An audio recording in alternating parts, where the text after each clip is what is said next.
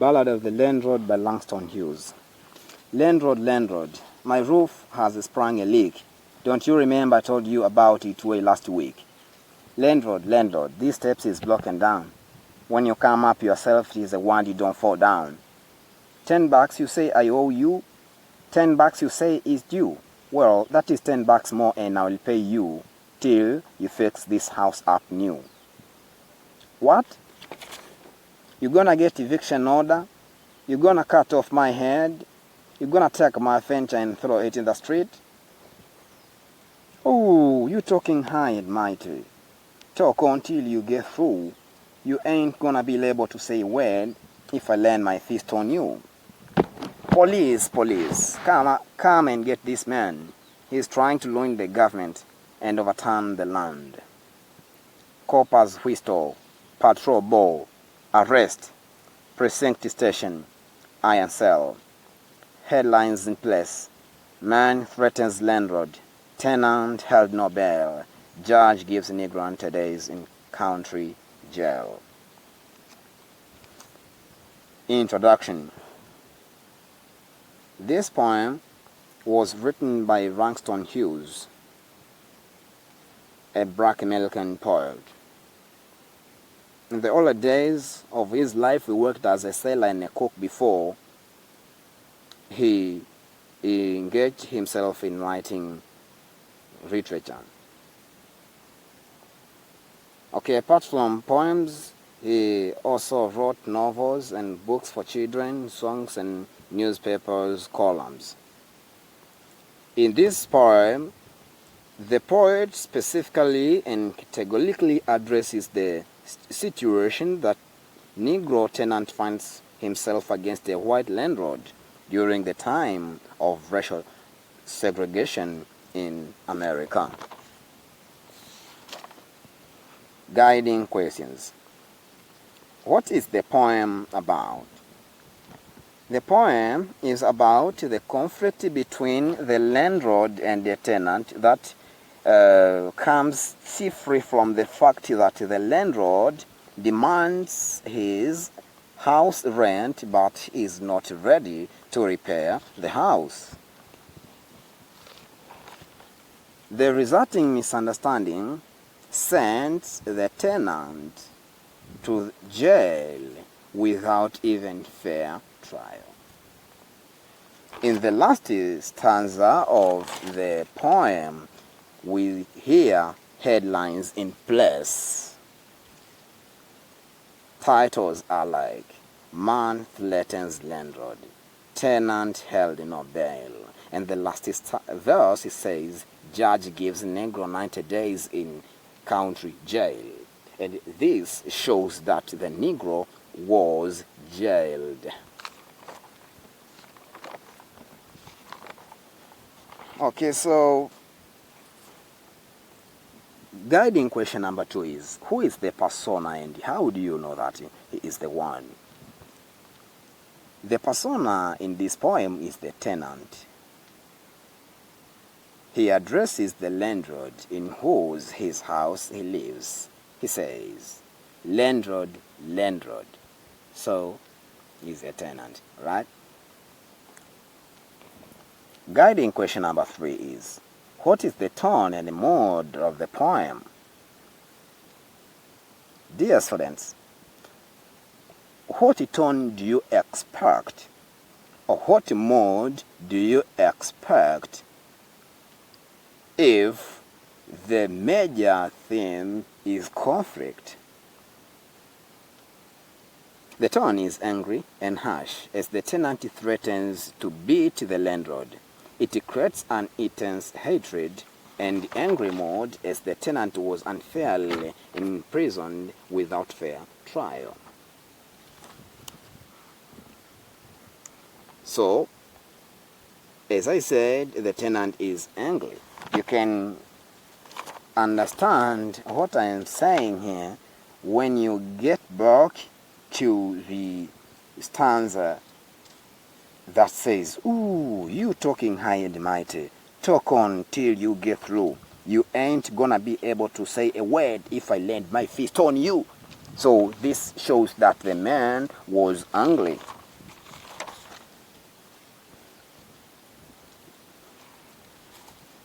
Number 4. What is the type of the poem? The poem is a narrative poem in form of a modern ballad presenting the dramatic conversation between the landlord and the tenant. So there are two people speaking in turn, therefore this is called a ballad. But it is in a story, like it is telling a story. So it is a narrative poem in form of a modern ballad. Another question is comment on other guiding. Another guide is comment on the language used. Okay, so the language used in this poem is normal. However, it carries an extra meaning that seems to suggest other things. So it should not be taken at face value, or So the language itself is simple and easy to understand, and it borrows some vocabulary from the Black American English to make the reader visualize who the persona is and the class he belongs before he mentions in the last line that the persona is the Negro. And the language that used in this poem suggests that the persona comes from the lower class, because the Negroes were considered to be the lower class in America during the period when racial segregation was intense in America.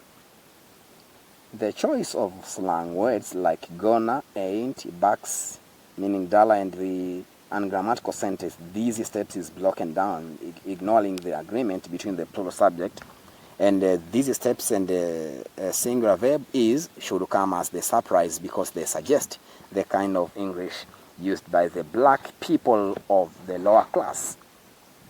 The word Negro is an offensive word, however, used to refer to Africans in America.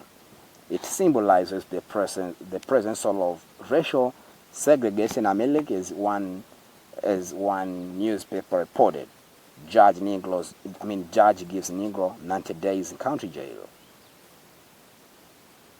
The poet has also used the language of newspapers reporting or journalism.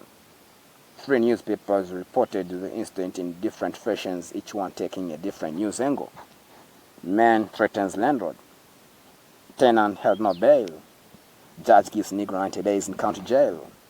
The 3 headlines communicate a subtle message or different message carried by the reporters, reflecting their attitudes towards the tenant and the landlord.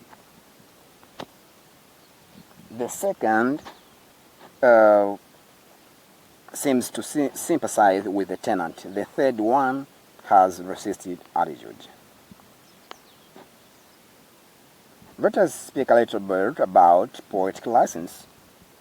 So the poet has used ungrammatical English to suggest the kind of English used by the African American. He says these steps is broken down.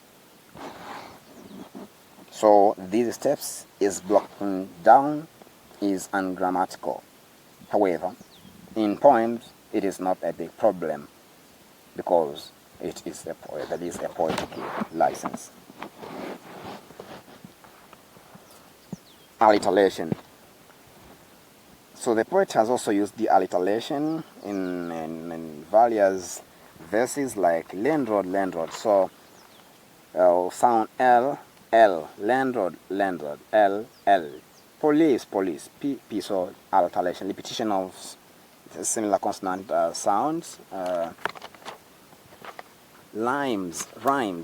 Okay, the poem has irregular rhyming scheme at large, except stanza 3, which ends with you, due, you, new, right? So that is it. Another thing is symbolism. The landlord symbolizes exploiters, the tenant symbolizes the poor or the exploited. Police precinct or cell symbolizes justice system, which is, however, misused. Okay, because we see in this poem the Negro is judged without even fair trial, simply because he is a black American. Maybe if he were white, he would have been judged differently. You see, so That is it. Another issue is rhetorical question. 10 bucks you say I owe you. 10 bucks you say is due. Okay, so those questions do not need the answers. They are there just for rhetorical effects. Other issues are onomatopoeia, like ooh. Okay, so another issue is message. There are various messages that are communicated in this poem, like the landlord should care about welfare of tenants. That is seen plainly. That the landlord should care about welfare of tenants even today, right? So message number 2 is the police and the prison should be used as organs for of dispensing justice and not being misused by other people. Number 3 is racial segregation should be discouraged at all costs. And number 4, we have to discourage exploitation in our societies. So, dear students, what do you think are the themes that can be found in this poem? Okay, the first theme is conflict, conflict. The poem shows the main conflict that existed in American society between the Americans of African origin against the white Americans. The reaction of both parties, both parties, resulted into new conflicts without settling the previous ones. In the poem, the landlord is in conflict with his black tenant because of the house land. So the tenant agrees to pay on a condition that the house, which has sprung a leak and the broken stairs, should first be repaired. Otherwise, he is not going to pay the rent. Okay, so another theme is racism or discrimination. As you have heard from the poem shows the problems of racial injustice and segregation. Black Americans were treated as second-class citizens in America. They were not given their basic human rights and they had to fight for their rights by every possible means.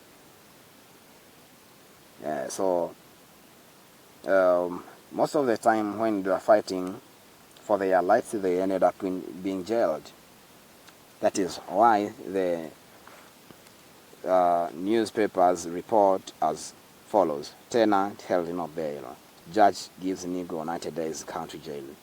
So they were being sent to jail without fair trial, even no bail. Another theme is poor living condition. You can just imagine how black people in America were living.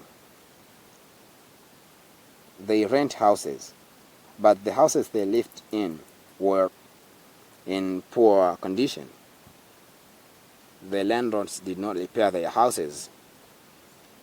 However, they just went to collect their rent. Another issue is exploitation. So the landlords have been long known to exploit the tenants, and in the turn of the 10th century and perhaps 21st century, things have not changed. Even up to now, we have been hearing different news about how black Americans in America are exploited. So up to now, exploitation of the black Americans or of the black colored people is still there in different locations. So we have to fight against this situation because all human beings were born free and are equal. Dear students, thank you very much for listening to this presentation. You are most welcome for any questions. Right. Ciao.